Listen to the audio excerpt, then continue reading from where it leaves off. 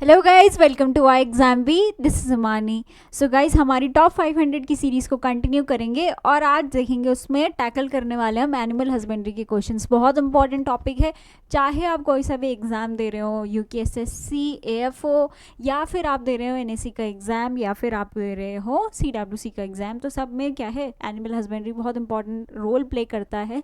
बहुत अब देखेंगे आप तो नए ट्रेंड के अकॉर्डिंग क्या है, यहाँ पर इससे बहुत सारे क्वेश्चन जो है पूछे जा रहे हैं। ठीक है, तो चलिए स्टार्ट करते हैं सेशन को। सबसे पहला क्वेश्चन जो आपकी स्क्रीन पर है, that is the average gestation period of sheep.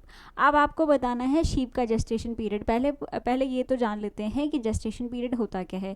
Actually तो जो ह्यूमंस में प्रेगनेंसी का पीरियड होता है उसी को हम क्या कहते हैं, gestation period in animals. Okay, एक टर्म और आता है, दैट इज पार्चुरेशन। ओके, अब पार्चुरेशन क्या होता है, तो the act of giving birth that is called as parturition. इसको हम क्या कहते हैं, that is termed as parturition. Okay, अब इसमें ये अलग अलग एनिमल्स में अलग अलग इसको हम कहते हैं। ओके, किसी में ये टपिंग कहा जाता है, किसी में किडिंग कहा जाता है, ओके, किसी में इसको लैम्बिंग कहा जाता है। तो अलग अलग टर्म्स होते हैं पार्चुरेशन में। ओके, अभी हमसे क्या कहा जा रहा है, शीप में जो एवरेज जेस्टेशन पीरियड होता है वो कितना होता है, कितने डेज़ का हमारा जेस्टेशन पीरियड होता है। तो सबसे पहले देखिए 280 डेज़। तो बहुत बार ये एग्जाम में पूछा जाता है कि जो कैटल्स होते हैं उनका जेस्टेशन पीरियड कितना होता है। Okay, 280 days. 310 डेज़ की बात करेंगे तो ये किसका होता है, 310 डेज़ होता है आपके बफेलो का। ओके, बफेलो का। ओके, चलिए अब 150 डेज़ के आसपास किसका होता है, शीप का होता है। ओके, तो चलिए ये था आपका क्या, पार्चुरेशन से रिलेटेड क्वेश्चन। अभी देखिए यहाँ पर आपके पास एक टेबल भी है, इस टेबल में आप देख सकते हैं। तो एक सेकेंड, इसको पहले हम इरेज कर लेते हैं ताकि आप आसानी से देख पाएँ। तो चलिए ये देख लेते हैं। सो जो जेस्टेशन पीरियड है, कैटल के बारे में बात की गई है, तो अप्रॉक्सीमेटली 280 डेज़ का इसका जेस्टेशन पीरियड होता है। वहीं गोट की बात करी जाएगी तो मतलब गोट और शीप का ऑलमोस्ट एक जैसा ही होता है, 148 150 डेज़, बस इतना ही डिफर करता है। ओके, स्वाइन की बात की जाएगी तो 112 to 115 days, and horse approximately 330 to 342 days. Okay, चलिए नेक्स्ट क्वेश्चन देखते हैं। नेक्स्ट क्वेश्चन में है the highest fat content buffalo breed is. Okay, तो बफेलो की वो ब्रीड जिसमें क्या है, हाईएस्ट फैट कंटेंट होता है, वो कौन सी ब्रीड होती है। ओके, तो देखिए जो बफेलो होते हैं, इंडिया में जो बफेलो मिलते हैं वो यूजुअली हम जब बफेलो को कैटेगराइज करते हैं वो करते हैं रिवर या स्वैम्प टाइप। ओके, तो बबेलिस होता है, तो या तो होते हैं आपके रिवर टाइप या होते हैं आपके स्वैम्प टाइप। ओके, तो अब आपसे पूछा गया है कि फैट कंटेंट कितना, सबसे ज़्यादा फैट कंटेंट कौन सी ब्रीड में होता है। ओके, तो आपके पास अलग अलग ब्रीड हैं, चलिए इनको भी डिस्कस करते हुए चलते हैं। ओके, तो जो भी पॉइंट्स हैं साथ में लिखते हुए चले, आपको बहुत काम आने वाले हैं ये। ठीक है, तो सबसे पहले देखिए सूरती ब्रीड। ओके, सूरती और महसाना को हम एक साथ लेके चलते हैं क्योंकि दोनों का जो नेटिव है वो क्या है, गुजरात की ब्रीड है, इंडिजिनियस ब्रीड्स हैं आपकी, गुजरात की ब्रीड्स हैं। ओके, अभी सूरती की बात करेंगे तो जो सूरती ब्रीड है आपकी, इसमें जो अप्रॉक्सीमेटली फैट कंटेंट होता है वो अप टू कितना होता है, 8 to 12% इसका फैट कंटेंट रहता है। ओके, अभी इसमें जो मिल्क प्रोडक्शन होता है इसका वो कितना होता है, approximately 800 to 1000 kg। Okay,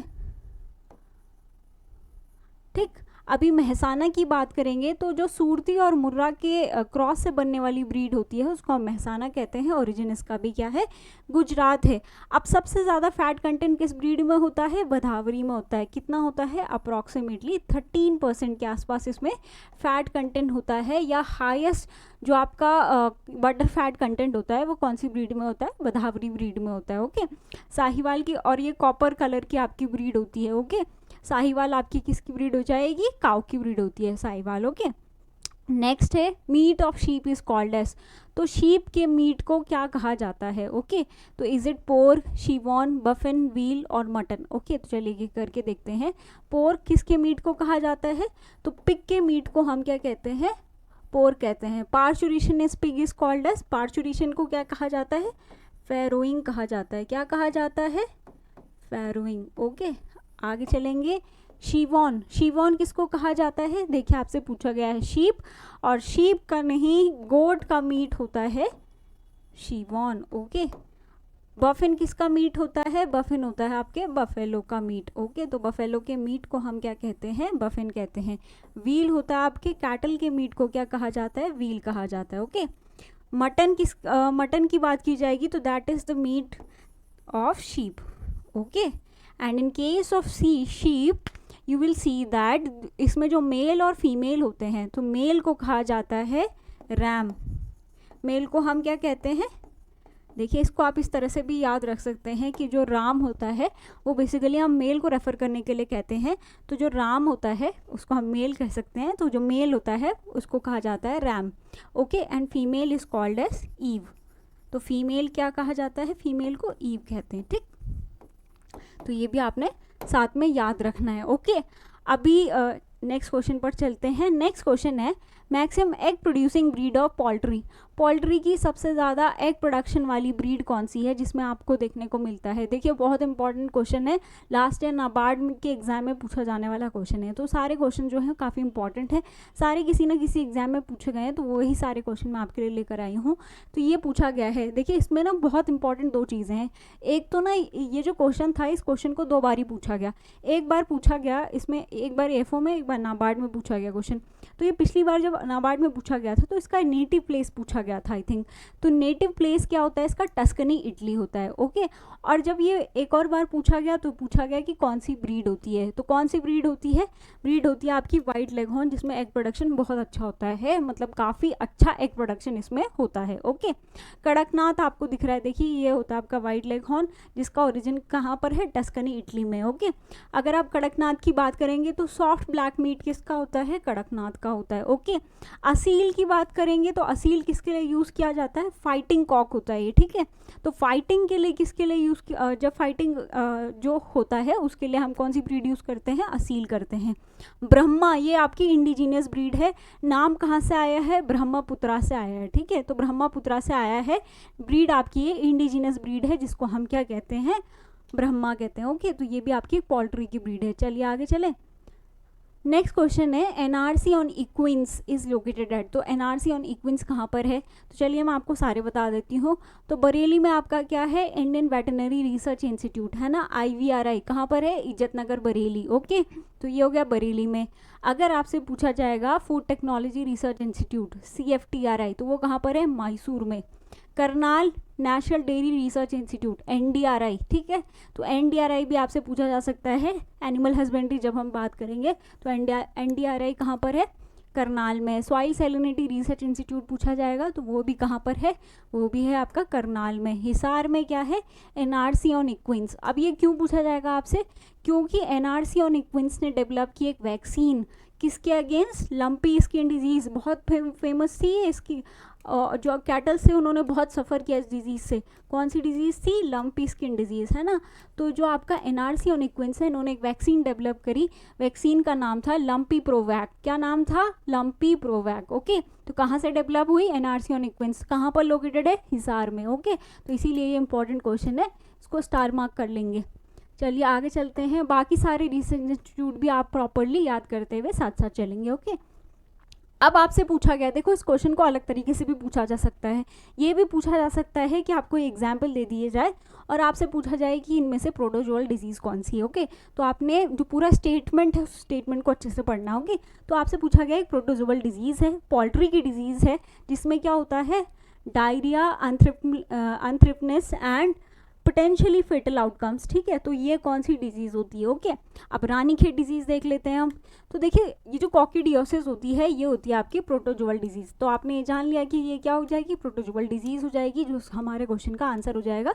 symptom भी आपको दिख रहे हैं ना, तो यहाँ पर बहुत फेटल डिजीज़ है, डायरिया का सिम्टम इसमें देखने को मिलता है। एंथ्रेक्स पे चलेंगे तो ये भी बहुत बार पूछा जाता है। तो एंथ्रेक्स कौन सी डिजीज़ होती है, ये होती है आपकी बैक्टीरियल डिजीज़। कौन सी disease, bacterial disease. Causal organism क्या होगा इसका, ये आप कमेंट सेक्शन में बताना कि इसका कॉजल ऑर्गेनिज्म क्या होता है एंथ्रेक्स डिजीज़ का, ओके। FMD की बात करेंगे तो ये क्या हो जाती है, वायरल डिजीज़। क्या कहा जाता है इसको, फूट एंड माउथ डिजीज़, ठीक है।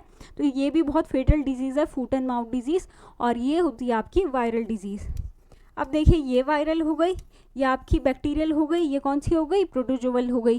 तो रानीखेत कौन सी होती है, तो रानीखेत को न्यूकैसल डिजीज़ भी कहते हैं, और ये भी आपकी क्या डिजीज़ होती है, वायरल डिजीज़ होती है, ओके। इसमें भी बहुत हाई फीवर आता है, और इसकी जो वैक्सीन है, वैक्सीन भी आपकी क्या होनी चाहिए, रेगुलरली लगनी चाहिए। अब मैं आपको एक और चीज़ बता देती हूँ, मुझे इससे याद आया कि जो लाइफ स्टॉक सेंसस होती है वो कब कंडक्ट होती है, हर 5 साल में आपकी जो लाइफ स्टॉक सेंसस होती है वो कंडक्ट होती है, ठीक है।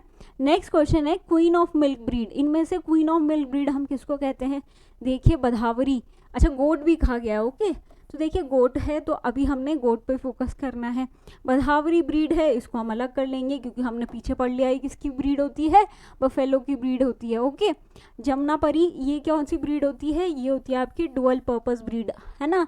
अब हमसे पूछा गया है कि क्वीन ऑफ मिल्क किसको कहते हैं, तो क्वीन ऑफ मिल्क कहते हैं सानेन को, ओके। अब आप बताना कि सानेन का नेटिव कहाँ पर है, ओके। तो अगर आपने इस वीडियो को अभी तक देखा है तो आप बता सकते हैं कमेंट सेक्शन में कि सानेन जो ब्रीड है इसका नेटिव प्लेस कहाँ पर है, ओके। ये भी आपकी क्या होती है? डुअल पर्पस ब्रीड होती है, ओके। और ये कैटल की ब्रीड भी होती है आपकी, तो इस तरह से कुछ आपकी ये सानेन दिखती है, ओके। तो आप देख सकते हैं इसको कहा जाता है, इसका मिल्क प्रोडक्शन काफ़ी अच्छा होता है, इसको कहा जाता है क्वीन ऑफ मिल्क, तो आप देख सकते हैं यहाँ पर, ठीक है। चलिए आगे चलते हैं। नेक्स्ट क्वेश्चन है, अब आपसे पूछा गया है किसकी ब्रीड है? बफेलो की ब्रीड है। इसमें क्या होता है? सिकल शेप्ड हॉर्न्स है इसमें, ठीक है। Turn downward in backward direction, skin colour is either black और ब्राउन, और ये कहाँ पर मिलती है? गुजरात में मिलती है ना। तो अभी हमने पीछे क्या डिस्कस किया? सूरती, सूरती और महसाना का ओरिजिन कहाँ पर होता है? गुजरात होता है, ओके। इन दोनों का ही ओरिजिन क्या होता है? गुजरात होता है, तो महसाना तो है नहीं, तो आंसर क्या बन जाएगा हमारा? सूरती, ओके। और सूरती और मुरा के क्रॉस से क्या बनती है? कौन सी ब्रीड डेवलप होती है? ये ब्रीड होती है आपकी महसाना, ओके। तो ये दोनों का क्या है? नेटिव गुजरात हो जाएगा, ओके। और मुरा जो आपका क्या है? ये बधावरी है, ये तो हमने देख लिया, इसका कॉपर कलर होता है। और यहाँ पर आपसे कैसा पूछा गया है? Skin colour is either brown और ब्लैक, ठीक है। चलिए नेक्स्ट क्वेश्चन है करन स्विस। अब देखिए नेक्स्ट क्वेश्चन है, काफ़ी इंपॉर्टेंट क्वेश्चन है, बहुत बार रिपीट किया जाने वाला क्वेश्चन है। तो आपसे पूछा गया है कि करन स्विस किस किस का क्रॉस है, ओके। तो साहिवाल और ब्राउन स्विस का क्रॉस, देखिए नाम से पकड़ना है। करन मतलब क्या है? जहाँ से ये रिलीज हुई है, तो कहाँ से रिलीज हुई है? NDRI करनाल से, ओके। तो करनाल से रिलीज हुई है, और ये किस किस का क्रॉस है? तो साहिवाल और ब्राउन स्विस का क्रॉस है, ओके। और अगर आपसे पूछा जाएगा कि करन फ्राइज, तो करन फ्राइज किस किस का क्रॉस होता है? तो वो होता है आपका थारपरकर और HF का क्रॉस। किसका? थारपरकर और HF का क्रॉस क्या होता है? करन फ्राइज होता है, ठीक है। चलिए नेक्स्ट क्वेश्चन में पहुंचे थे हम HF पे, तो HF से रिलेटेड आपके पास क्वेश्चन भी आ गया, ओके। तो हाईएस्ट मिल्क प्रोड्यूसिंग काउ तो कौन सी होती है? HF होती है ना, होल्स्टीन फ्रिशियन। और इसका जो ओरिजिन होता है वो क्या होता है? हॉलैंड एंड नेदरलैंड, ये इसका ओरिजिन होता है। अगर जर्सी पूछा जाएगा तो जर्सी का ओरिजिन कहाँ होता है? जर्सी ही होता है, ओके। मैंने आपको एक और ब्रीड बताई थी, वो क्या बताई थी? वाइट लेग हॉर्न, जिसका ओरिजिन कहाँ पर था? इटली था, ओके। अब देखिए जो साहिवाल होती है उसका ओरिजिन कहाँ पर होता है? इंडिया होता है या पाकिस्तान होता है? ये कमेंट सेक्शन में बताना आप लोग, ठीक है। चलिए नेक्स्ट चलते हैं हम चिकन पे। अब पोल्ट्री पे आ जाते हैं। पोल्ट्री में एक और प्रोसेस होती है जिसको कहते हैं हम कैंडलिंग, तो ठीक है। तो अगर आपसे पूछा जाएगा कि कैंडलिंग किस में ऑब्जर्व की जाती है, तो ये भी आपकी एक पोल्ट्री की प्रोसेस है, ओके। चलिए a female chicken under 1 year of age, तो अगर आपकी जो फीमेल है उसकी एज क्या है? 1 ईयर से कम है, तो उसको हम क्या कहेंगे? कॉक का होता है आपका मेल, क्या होता है? मेल होता है। अब जो कैस्ट्रेटेड मेल होता है, यानी कैस्ट्रेशन का मतलब क्या होता है? जब हम मेल जो उसका टेस्टिस होता है उसको रिमूव कर लेते हैं, और इस प्रोसेस को कहते हैं कैपनाइजिंग। क्या कहते हैं? कैपनाइजिंग। और इसको कहा जाता है, जो आपका कैस्ट्रेटेड मेल होता है उसको कहते हैं हम केपन, है ना। तो इसको हम क्या कहते हैं? केपन कहते हैं। अब आपकी जो हैन होती है, हैन को हम क्या कहते हैं? फीमेल कहते हैं। मेल हो गया आपका कॉक, फीमेल हो गई आपकी हैन, और केपन क्या हो गया आपका? जो आपका कैस्ट्रेटेड मेल होता है उसको हम क्या कह देते हैं? केपन कह देते हैं, ओके। नेक्स्ट क्वेश्चन है लैक्टोज फाउंड इन मिल्क। तो मिल्क में जो मिलने वाला लैक्टोज होता है वो किस किस का कंपोजिशन होता है, ओके। तो मिल्क में मिलने वाला जो आपका जो मिल्क होता है, मिल्क सभी का बहुत रिचेस्ट सोर्स होता है, लेकिन उसमें क्या होता है? आयरन और विटामिन सी क्या होता है? एब्सेंट होता है, ओके। तो लैक्टोज किस किस का कंपोजिशन होता है? ग्लूकोज और गैलेक्टोज। तो है हमारे में ऑप्शन में ग्लूकोज एंड गैलेक्टोज, तो यहाँ पर क्या हो जाएगा? करेक्ट आंसर हो जाएगा। ग्लूकोज प्लस फ्रक्टोज क्या होता है? सुक्रोज, है ना। चलिए नेक्स्ट चलते हैं। The process of removal of undesirable और non productive animals from the heard.